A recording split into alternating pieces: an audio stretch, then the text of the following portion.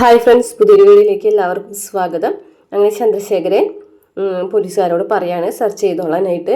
Search warrant chief ജസ്റ്റിസിൻ്റെ കയ്യിൽ നിന്ന് വാങ്ങിയല്ലേ വേണ്ടു, വേറെ പ്രത്യേകിച്ചൊന്നും ഇല്ലല്ലോ എന്ന് ചോദിക്കുമ്പോൾ അത് എത്രയും പെട്ടെന്ന് ചെയ്തോ, MLA വാസവനെ വിളിച്ചോ, അപ്പോൾ അയാൾ ചെയ്തു തരും സെർച്ച് വാറണ്ടിൻ്റെ കാര്യങ്ങളൊക്കെ എന്ന് പറയുകയാണേ.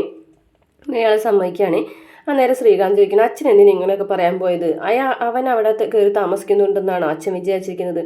അവൻ അവിടെ ഇല്ല എന്നൊക്കെ എനിക്കറിയാം, പക്ഷേ അങ്ങനെയല്ല. ഈ ഒരു കാര്യത്തിന് പേരിൽ നിന്റെ അച്ഛനെ ഒന്ന് നാണം കെടുത്താൻ പറ്റും. വിക്രമിൻ്റെ പേരിൽ കൂടെയുള്ള ഈ നാണക്കേട് അയാൾക്ക് വിക്രമിനോടുള്ള ദേഷ്യം ഇരട്ടിക്കാനായിട്ട് സാധ്യതയുണ്ട്. അപ്പോൾ അതുകൊണ്ട് തന്നെ അച്ഛൻ നമ്മുടെ കൂടെ നിൽക്കും.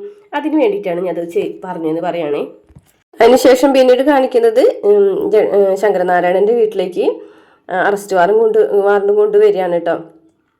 അങ്ങനെ ദീപ്തി ചെന്ന് വാതിൽ തുറന്നല്ല, അവരകത്തേക്ക് വരുമ്പോൾ വേദ പോലീസുകാരനെ കാണുമ്പോൾ ഒന്ന് ഞെട്ടുന്നുണ്ട്. അപ്പോഴേക്കും ശങ്കരനാരായണൻ വന്ന് ചോദിക്കും, എന്താണെന്ന് ചോദിക്കുമ്പോൾ ഒരു വാറണ്ട് ഉണ്ടെന്ന് പറയട്ടോ, സെർച്ച് വാറണ്ട് ആണെന്ന് പറയട്ടോ. അപ്പോൾ ഇവിടെയോ എന്ന് ചോദിക്കാം കേട്ടോ. അതെ സാർ, ഇവിടെ തന്നെയെന്ന് പറയാം കേട്ടോ. എന്താ കാര്യം ചോദിക്കും കേട്ടോ. അപ്പോൾ സെർച്ച് വാറണ്ട് ആളുടെ കയ്യിൽ കൊടുക്കുകയാണ്. അപ്പോൾ ആളത് നോക്കി വായിക്കുന്നുണ്ട് കേട്ടോ. വായിച്ച് നോക്കിയതിന് ശേഷം മനസ്സിലാക്കുന്നുണ്ട് സെർച്ച് വാറണ്ടിനുള്ള ഓർഡറും കൊണ്ട് വന്നതാണെന്നുള്ളത്. ഇതേ സമയം വിക്രമാണെന്നുണ്ടെങ്കിലും മുറിയിൽ ഇതൊന്നും അറിയാതെ ഇരിക്കുകയാണ്. അപ്പോൾ ശങ്കരനാരായണൻ ചോദിക്കും, എന്താ എൻ്റെ റീസൺ എന്ന് ചോദിക്കുകയാണ് കേട്ടോ. അപ്പോൾ പറയുന്നുണ്ട്, ഇന്നലെ വിക്രമിൻ്റെ ഫോൺ ഓണായിട്ടുണ്ടായിരുന്നു. ഓണായത് ഈ ടവറിൽ വെച്ചിട്ടാണെന്ന് പറയാൻ കേട്ടോ. ഓണായത് അപ്പം തന്നെ ഓഫ് ആവുകയും ചെയ്തു എന്ന് പറയും കേട്ടോ. അപ്പോൾ ശങ്കരനാരായണൻ ചോദിക്കുകയാണ്, ഈ പരിസരത്ത് വെച്ചിട്ട് അവൻ്റെ ഫോൺ ഓണായെന്ന് വിചാരിച്ചിട്ട് ഈ വീട്ടിൽ അവനെ വിടുന്നതാണോ നിങ്ങൾ ഉദ്ദേശിക്കുന്നതെന്ന് ചോദിക്കുകയാണ്. അതല്ല, അവസാനമായിട്ട് വിക്രമിൻ്റെ ഫോണിൽ നിന്ന് കോള് പോയിട്ടുള്ളത് സാറിൻ്റെ മകളുടെ ഫോണിലേക്കാണ് എന്ന് പറയുകയാണ്. അപ്പോൾ അതുകൊണ്ടാണ് ഇവിടെ ഉണ്ടോ എന്നുള്ളൊരു സംശയം വന്നത് എന്ന് പറയും. അപ്പോൾ വേദന നോക്കാണ്ട് ശങ്കരനാരായണൻ. അപ്പോൾ ശങ്കരനാരായണൻ വേദനയോട് ചോദിക്കുകയാണ്, ആണോ ചോദിക്കാൻ കേട്ടോ. അപ്പോൾ അറിയില്ല എന്നാണെന്ന്. ഒരു 3-4 ദിവസം മുമ്പ് ഒരു കോള് വന്നിട്ടുണ്ടായിരുന്നു, കുറച്ച് പണം ഉണ്ടോയെന്ന് എന്നോട് ചോദിച്ച്, ഞാനില്ല എന്ന് പറഞ്ഞ് കട്ട് ചെയ്യുകയും ചെയ്തു എന്ന് പറയാൻ കേട്ടോ വേദ. അപ്പോൾ ശങ്കരനാരായണൻ പറയും, കേട്ടില്ലേ, ഇത്രയേ ഉള്ളൂ കാര്യം. അതൊക്കെ ശരിയാണ് സാർ. അവസാനമായിട്ട് വന്നത് സാറിൻ്റെ മകളുടെ ഫോണിലേക്ക് ഉള്ള കോളാണല്ലോ. മാത്രമല്ല ഇന്നലെ ഫോൺ ഓൺ ചെയ്തിട്ട് പിന്നെ അപ്പം തന്നെ ഓഫാക്കുകയും ചെയ്തു. അപ്പോൾ അതുകൊണ്ട് ചിലപ്പോൾ ആരെങ്കിലും നിർബന്ധിച്ചതാണെങ്കിലോ ഓഫ് ചെയ്യാനായിട്ട് ടവർ ലൊക്കേഷൻ പിടികിട്ടുമെന്ന് മനസ്സിലാക്കിയിട്ട് അവന് ആരെങ്കിലും നിർബന്ധിച്ച് ഓഫ് ചെയ്യിച്ചതാവാനും വഴിയുണ്ട്. അതുകൊണ്ട് ചെറിയൊരു സംശയം. അപ്പോൾ സാറിൻ്റെ മരുമകനായതുകൊണ്ട് തന്നെ ഈ വീട്ടിലുണ്ടാവാൻ സാധ്യതയുണ്ടെന്ന് ചീഫ് ജസ്റ്റിസിനോട് പറഞ്ഞതുകൊണ്ടാണ് ഇങ്ങനെ ഒരു ഓർഡർ അവർ തന്നത്. അതുകൊണ്ട് ഇവിടെ പരിശോധിക്കാനായിട്ട് ഞങ്ങൾ അനുവദിക്കണം എന്ന് ശങ്കരനാരായണനോട് അയാൾ പറയുകയാണേ. ശങ്കരനാരായണനാണെന്നുണ്ടെങ്കിൽ വേറെ നിവൃത്തിയില്ല.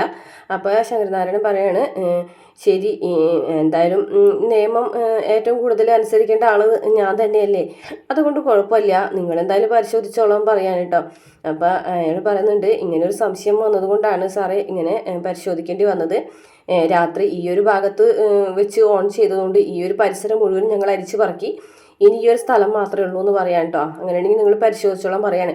അപ്പോൾ വേദ മുകളിലേക്ക് കയറി പോകാൻ കേട്ടോ പോലീസുകാർ പരിശോധിക്കുന്ന സമയത്ത്. അപ്പോൾ വേദനോട് ശങ്കരനാരായണൻ വിളിക്കാൻ കേട്ടോ. എന്നിട്ട് ചോദിക്കുന്നത്, എങ്ങോട്ട് പോകണമെന്ന് ഞാൻ ചോദിക്കും. ഞാൻ മുകളിലേക്ക് എന്ന് പറയാൻ കേട്ടോ. അതെ, സെർച്ച് നടക്കുന്ന സമയത്ത് വീട്ടിലുള്ള അംഗങ്ങൾ മുഴുവനും ഒരുമിച്ച് ഒരുത്തിലിരിക്കണം, അല്ലാതെ അങ്ങോട്ട് പോകാൻ പാടില്ല എന്ന് പറയും കേട്ടോ. അങ്ങനെ വേദ താഴത്തേക്ക് തന്നെ വന്നു കണ്ട് അവിടെ നിൽക്കുകയാണ്. അങ്ങനെ വാതിൽ തുറക്കാനായിട്ട് പോലീസുകാരെ നോക്കുന്നുണ്ട് വിക്രമിൻ്റെ. അപ്പോൾ ലോക്കാണ്. അപ്പോൾ സാറേ, ഇവിടെ ഒരു റൂം ലോക്കാണ് എന്ന് പറഞ്ഞ് വിളിച്ച് പറയുന്നത് വിക്രമ് കേൾക്കാണ് കേട്ടോ. അപ്പോൾ വിക്രമിന് കാര്യം മനസ്സിലാവാണേ. അപ്പോൾ ഏതാ പറയും, ആ റൂമിൻ്റെ താക്കോൽ എൻ്റെ കയ്യിലാണ്, അതുകൊണ്ടാണ് ഞാൻ മുകളിലേക്ക് പോകാൻ പോയത്. മാത്രമല്ല എൻ്റെ ഫോണൊന്നും എടുക്കണം എന്ന് പറയാം കേട്ടോ. എന്നാൽ ശരി, ചെല്ലി നീ എന്ന് പറയും കേട്ടോ ശങ്കരനാരായണൻ. ഈ സമയത്ത് വിക്രമാണെന്നുണ്ടെങ്കിൽ വേഗം തന്നെ പുറത്തേക്ക് പോവുകയാണ്. വേദയാണെന്നുണ്ടെങ്കിൽ പോലീസുകാരനെ കൂട്ടി വന്നിട്ട് വാതിൽ തുറന്നു കൊടുക്കാൻ കേട്ടോ പോലീസുകാരനായിട്ട്. അതിൻ്റെ അടിയിലൊക്കെ പരിശോധിക്കാൻ കേട്ടോ, കട്ടിലിൻ്റെ അടിയിലും റൂമിൻ്റെ പല ഭാഗങ്ങളിലൊക്കെ പരിശോധിക്കുന്ന കൂട്ടത്തിൽ ഒരു ടീഷർട്ട് കിട്ടാൻ കേട്ടോ വിക്രമിൻ്റെ. ഇതാരെ ടീഷർട്ടാ എന്ന് ചോദിക്കും കേട്ടോ. ഇത് എൻ്റെ ടീഷർട്ട്, ഇത് ആണുങ്ങളുടെ ടീഷർട്ടാണല്ലോ എന്ന് പറഞ്ഞിട്ട്, എന്താ ആണുങ്ങളുടെ ടീഷർട്ട് പെണ്ണുങ്ങൾ ഇടാൻ പാടില്ലേ? സാർ എന്തൊക്കെ ചോദ്യങ്ങളായി ചോദിക്കുന്നത്? ഇമാതിരി ചോദ്യങ്ങൾ പെണ്ണുങ്ങളോട് ചോദിക്കാൻ പാടില്ലെന്ന് അറിയില്ല എന്നൊക്കെ ചോദിച്ച് വേറെ ചൂടാവട്ടെ. സോറി മേഡം, സോറി എന്ന് പറഞ്ഞിട്ട് അയാളിങ്ങനെ പരിശോധിക്കാൻ കേട്ടോ. അപ്പോൾ ഈ ഡോറ് മുകളിലേക്കുള്ളതാണോ എന്ന് ചോദിക്കാൻ കേട്ടോ. അപ്പോൾ അതേന്ന് പറയും കേട്ടോ. അപ്പോൾ വിക്രമാണെന്നുണ്ടെങ്കിൽ ഇതൊക്കെ ശ്രദ്ധിക്കുന്നുണ്ട് കേട്ടോ അവിടെ ഇരുന്നിങ്ങാട്ട്. അങ്ങനെ പോലീസുകാരൻ വരുന്നതിനനുസരിച്ച് ഓരോരോ ഭാഗങ്ങളിൽ നിന്ന് ഓരോ ഭാഗങ്ങളിലേക്ക് വിക്രം ഇങ്ങനെ മാറിക്കൊണ്ടിരിക്കുകയാണ് കേട്ടോ. അങ്ങനെ സൺസൈഡിൽ കൂടെ ഓരോ സൈഡിൽ കൂടെ വന്ന് ലാസ്റ്റ് മുകളിൽ നിന്ന് താഴേക്ക് വേദന റൂമിലേക്ക് തന്നെ എത്താണ്. അപ്പോൾ പോലീസുകാരനാണെങ്കിൽ മറ്റുള്ള ഭാഗങ്ങളിൽ പരിശോധിക്കുകയാണ്. അപ്പോൾ മുകളിൽ നിൽക്കാൻ നിവർത്തിയില്ലാത്തത് കൊണ്ട് വിക്രം വേഗം മുകളിൽ നിന്ന് താഴത്തേക്ക് വരികയാണ്. വേഗം തന്നെ പിടിച്ചു വലിച്ച് വിക്രമിനെ വീണ്ടും റൂമിൻ്റെ ഉള്ളിലെ ബാത്റൂമിലേക്ക് കൊണ്ടു നിർത്താണ്. പെട്ടെന്നാണ് പോലീസുകാരൻ വാതിൽ തുറന്നു വരുന്നത്. എന്താണ് കാണിക്കുന്നതെന്ന് ചോദിക്കാനിട്ട്. Sorry madam.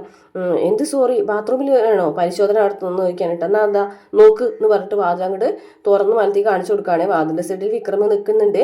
അപ്പം അയൊരു ഇത് ഇല്ലാതാക്കാൻ വേണ്ടിയിട്ട് വേഗം തന്നെ വാതിലിൻ്റെ ഉള്ളിൽ വിരൽ വെച്ച് കൊടുക്കുകയാണ് കേട്ടോ. വിരൽ വയ്ക്കുമ്പോൾ അയാൾ വാതിലടിക്കുമ്പോൾ തന്നെ പെട്ടെന്ന് വിരൽ അതിൻ്റെ ഉള്ളിൽ പെടുകയാണ്. അങ്ങനെ കരഞ്ഞിങ്ങാണ്ട് താഴത്തേക്ക് ഓടി വരികയാണ്.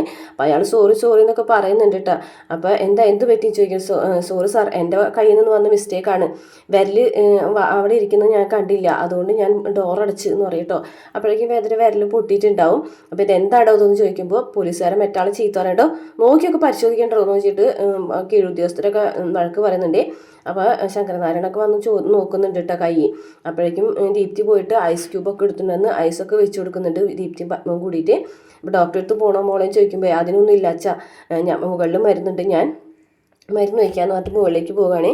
അങ്ങനെ പോലീസുകാരൊക്കെ പോയതിന് ശേഷം പത്മത്തിനോട് ശങ്കരനാരായണൻ പറയണം, അങ്ങനെ നമ്മുടെ വീട്ടിലും ഈ വക കാര്യങ്ങളൊക്കെ നടന്നു തുടങ്ങിയല്ലേ എന്ന് പറഞ്ഞിട്ട് ഇനി എന്തൊക്കെ കാണണമാവോ എന്ന് പറഞ്ഞിട്ട് ശങ്കരനാരായണൻ ഇങ്ങനെ വിഷമിച്ചിരിക്കുകയാണ്. അതിനുശേഷം ശ്രീകാന്തിൻ്റെ ഫോണിലേക്ക് പോലീസുകാരൻ വിളിച്ച് പറയാണ്, ഇങ്ങനെ സെർച്ച് വാറൻ്റൊക്കെ കഴിഞ്ഞു, സെർച്ചൊക്കെ ചെയ്തു, പക്ഷേ അവിടെ ഒന്നും ആളില്ല എന്ന് പറയാം കേട്ടോ. അങ്ങനെ ശ്രീകാന്ത് ശങ്കരനാരായണനോട് പറയാണ്, കണ്ട അച്ഛാ, സെർച്ച് വാറൻ്റൊക്കെ കൊണ്ടുപോയി ചെന്ന് അവിടെയൊക്കെ പരിശോധനയൊക്കെ നടത്തി, പക്ഷേ അവൻ അവിടെ ഒന്നും ഇല്ല എന്ന് പറഞ്ഞിട്ട്, അവൻ അവിടെ ഉണ്ടെന്ന് പറഞ്ഞിട്ടൊന്നുമല്ലല്ലോ നമ്മളത് ചെയ്തത്, പക്ഷേ അവൻ ആ ഒരു ഭാഗത്ത് വെച്ചിട്ട് ഫോൺ ഓൺ ആക്കിയിട്ടുണ്ടെങ്കിൽ വേദന വിളിക്കാൻ വേണ്ടി തന്നെയായിരിക്കും. എന്നിട്ട് പിന്നെ തൽക്കാലം പെട്ടെന്ന് തന്നെ ഓഫ് ചെയ്തിട്ടുണ്ടാവും, വിളിക്കേണ്ട, നേരിട്ട് കണ്ടാൽ മതി എന്ന് വിചാരിച്ചിട്ട് അവൻ വന്നും കണ്ടിട്ട് വേദന കണ്ടുപോയിട്ടുണ്ടാവും എന്ന് പറഞ്ഞിട്ടോ. വേദന കണ്ടുപോയിട്ടുണ്ടാവുമോ എന്ന് ശ്രീകാന്ത് ചോദിക്കും. എന്താ സംശയം, ചിലപ്പോൾ അങ്ങനെ ഉണ്ടായിട്ടുണ്ടാവും എന്നൊക്കെ പറയുകയാണേ. പിന്നെ കാണിക്കുന്നത് വിക്രം മുറിയിലിരിക്കുകയാണ് കേട്ടോ. അപ്പോഴേക്കും വേദ വരുമ്പോൾ വേദന കൈ പിടിച്ച് വിക്രം നോക്കുകയാണ്. ഒരുപാട് പൊട്ടിയോ എന്നൊക്കെ ചോദിച്ചിട്ട് ഇങ്ങനെ നോക്കുകയാണ് കേട്ടോ. ഇതാണ് ഞാൻ പറഞ്ഞത്, ഞാനിവിടെ നിന്നാൽ ശരിയാവില്ലെന്നോ. അതിനിപ്പോൾ എന്താ സംഭവിച്ചത് കൈ കാണിച്ചു വെച്ചിരിക്കുന്ന കണ്ടില്ലേ എന്ന് ചോദിച്ചിട്ട് ദേഷ്യപ്പെട്ടാണ് കേട്ടോ. വെടിയുണ്ട് ഒന്നുമല്ലല്ലോ തുളഞ്ഞു കയറിയത്, ഒരു വാതിലിൻ്റെ ഇടയിൽ വെച്ച് വിരൽ മുറിഞ്ഞു, അത്രയല്ലേ ഉള്ളൂ, ഇത് വലിയ പ്രശ്നമുള്ള കേസൊന്നുമല്ല എന്ന് പറയും കേട്ടോ. അപ്പോൾ വിക്രം പറഞ്ഞാണ്, ഇനി ഇതുപോലെ പ്രശ്നങ്ങളൊക്കെ ഉണ്ടാകും, അതുകൊണ്ടാണ് ഞാൻ പറഞ്ഞത് ഞാനിവിടുന്ന് മാറാമെന്ന്. അപ്പോൾ വേദ പറയാണ്, അതെ അങ്ങനെ മാറാമെന്ന് പെട്ടെന്ന് പറഞ്ഞാൽ എങ്ങനെയാണ് ശരിയാവുക, പിന്നെ അന്ന് വിക്രമല്ലേ എനിക്ക് ലൊക്കേഷൻ അയച്ചു തന്നത് വെടിയേറ്റ അന്ന്, അങ്ങനെയാണെന്നുണ്ടെങ്കിൽ അന്ന് അയച്ചു തരരുതായിരുന്നു എന്ന് പറയട്ടോ. അപ്പം ഞാനാണല്ലേ തെറ്റ് ചെയ്തത് എന്ന് വായിക്കുകയാണ് കേട്ടോ. അപ്പോൾ വേദ പറയും, തെറ്റല്ല ശരിയാണ് ചെയ്തത് എന്ന് പറഞ്ഞിട്ട് വേദ ഇങ്ങനെ ചിരിക്കുകയാണ് കേട്ടോ. ഭർത്താവിന് എന്തെങ്കിലും അപകടം പറ്റിയ സമയത്ത് ഭാര്യയെ കറക്റ്റായിട്ട് വിവരം അറിയിക്കുക എന്നുള്ളത് ഭർത്താവിൻ്റെ ചുമതലയാണ്, അതേ വിക്രം ചെയ്തുള്ളൂ എന്ന് പറയാണ് കേട്ടോ. അപ്പോൾ വിക്രം ഇങ്ങനെ പറയാനായിട്ട്, എന്നാലും ഇവിടെ ഞാനിങ്ങനെ ഇരിക്കുന്നത് ശരിയാണെന്ന് തോന്നുന്നില്ല, ഇനി ഓരോരോ പ്രശ്നങ്ങൾ ഉണ്ടാവും, അങ്ങനെ പ്രശ്നങ്ങളൊന്നും ഉണ്ടാവാൻ പോകുന്നില്ല, ഇതിനേക്കാൾ സേഫായിട്ട് വേറെ എവിടെ ഇരിക്കാൻ പറ്റും, ഇതൊക്കെ ഒരു നല്ല ഓർമ്മകളാണെന്നേ എന്ന് പറയട്ടോ. പിന്നെ നമ്മൾ ഈ ചിരിക്കുന്ന നിമിഷങ്ങൾ നമ്മൾ വേഗം മറന്നു പോകും, പക്ഷേ നമ്മൾ വേദനിക്കുന്ന നിമിഷങ്ങൾ ഒരിക്കലും നമ്മൾ മറന്നു പോകില്ല. അത് നമുക്ക് പിന്നീട് എപ്പോഴെങ്കിലും വേദനിക്കുന്ന നിമിഷങ്ങൾ ഓർമ്മ വരുമ്പോൾ നമുക്ക് അതിനെക്കുറിച്ച് ഓർക്കാൻ പറ്റും. അങ്ങനെ നമുക്കും ആ ഓർമ്മകളും മാത്രമുള്ള ഓർമ്മകളായി മാറും വിക്രം എന്ന് വിക്രമിനോട് വേദ പറഞ്ഞ് മനസ്സിലാക്കി കൊടുക്കുകയാണ് കേട്ടോ. വിക്രം, നീ എന്തൊക്കെ പറയുന്നതെന്ന് ചോദിക്കുകയാണ്. ഈ ഓർമ്മയും നമ്മൾക്ക് മധുരമുള്ള ഓർമ്മകളാക്കി മാറ്റിയെടുക്കാം വിക്രം എന്തിനാണ് അതിനെക്കുറിച്ച് ആലോചിച്ച് ടെൻഷൻ അടിക്കുന്നത് എന്നൊക്കെ ഇങ്ങനെ പറഞ്ഞായിട്ട് സമാധാനിപ്പിക്കുകയാണ് കേട്ടോ. വിക്രമൻ എന്നാലും ആകെ ടെൻഷനാണ്, ഇനി ആരെങ്കിലും അന്വേഷിച്ച് വന്നെങ്കിലോ വേദയ്ക്ക് എന്തെങ്കിലും അപകടം സംഭവിച്ചെങ്കിലോ എന്നൊക്കെ ഇങ്ങനെ ആലോചിച്ചിട്ട് ആകെ വിഷമം പിടിച്ചിരിക്കുകയാണ് കേട്ടോ. വേദയാണെന്നുണ്ടെങ്കിൽ വിക്രമിനെ സമാധാനിപ്പിക്കുന്നുണ്ട്. എന്തായാലും വിക്രം അന്ന് ആ മെസ്സേജ് അയച്ച നിമിഷം തുടങ്ങിയിട്ട് വിക്രമിൻ്റെ ജീവൻ സംരക്ഷിക്കുക എന്നുള്ളത് എൻ്റെ ഉത്തരവാദിത്തമായിട്ട് മാറി, അതുകൊണ്ട് ഞാനത് ചെയ്തിരിക്കും, ഉറപ്പായിട്ടും വിക്രമിൻ്റെ ജീവൻ ഞാൻ സംരക്ഷിക്കുന്നൊക്കെ വേദ വിക്രമിനോട് പറഞ്ഞ് മനസ്സിലാക്കി കൊടുക്കാൻ കേട്ടോ. അപ്പോൾ വേദ ഇങ്ങനെ പറയുന്നത് കേൾക്കുമ്പോൾ വിക്രമും വേദനെ നോക്കിയിട്ടൊന്ന് ചിരിക്കുന്നുണ്ട് കേട്ടോ. അത്രയാണ് ഈ ഒരു ഭാഗത്ത് കാണിച്ചിട്ടുള്ളത്. അതിനുശേഷം പിന്നീട് കാണിക്കുന്നത് നമ്മുടെ മാഷയാണ്. മാഷ് ടെൻഷൻ അടിച്ച് വേഗം ഹോസ്പിറ്റലിലേക്ക് വരികയാണ്. എന്ത് പറ്റിയെന്ന് ചോദിക്കുമ്പോൾ അമ്മയ്ക്ക് പെട്ടെന്നൊരു നെഞ്ഞത്ത് വേദന വന്ന്, അപ്പോൾ ഡോക്ടർ ദേ ഇവിടേക്ക് മാറ്റിയിട്ടുണ്ടെന്നൊക്കെ പറയും കേട്ടോ.